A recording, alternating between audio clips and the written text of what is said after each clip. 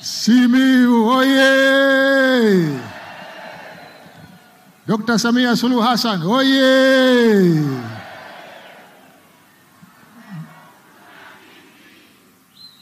Mheshimiwa Rais,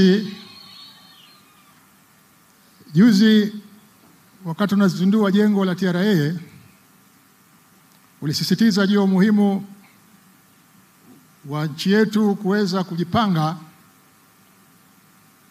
kutumia fursa mbalimbali zilizopo ndani na nje ya nchi kukusanya mapato yatakayowezesha kuendeleza shughuli za maendeleo, hasa kutilia maanani hali ya kilimwengu ilivyo sasa hivi. Na ni ukweli usiopingika, Mheshimiwa Rais, kazi uliyofanya katika kipindi cha miaka 4 toka umeingia madarakani ni kubwa sana, na hasa kasi ya uchumi wetu, pato la taifa GDP growth rate imekuwa ikiongezeka kwa kiwango kikubwa. Ndio kwamba nchi yetu ilivuka katika kipindi kigumu sana kupita hata nchi ambazo zimeendelea.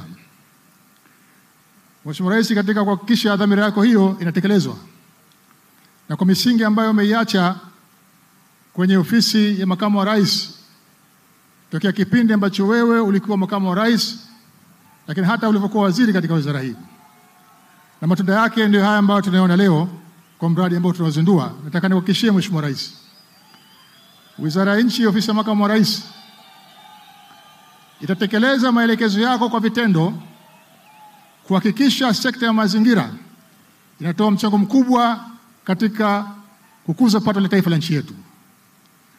Moja, kutumia mifuko mbalimbali ya mazingira duniani ambayo inatoa fedha mbalimbali za kuendeleza miradi ya maendeleo ikiwemo mradi kama huu, lakini vile vile kutumia fursa zilizopo nchini, kwa mfano katika eneo la biashara carbon, ambapo mkoa wa Simiyu ni miongoni mwa mikoa ambayo inaweza kutumia fursa hiyo vizuri sana na kuweza kuliongezea pato taifa.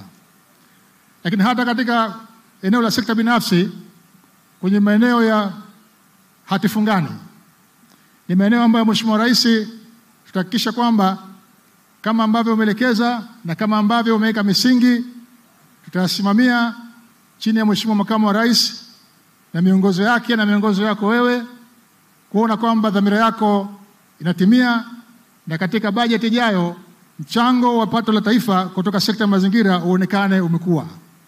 Baada ya kusema machache, Mheshimiwa Rais, nimalizie kwa kuupongeza wananchi wa mkoa wa Simiyu kwa mradi mkubwa, lakini na wadau wote ambao wameshiriki katika kufanikisha mradi huu. Nashukuru sana kwa fursa hii.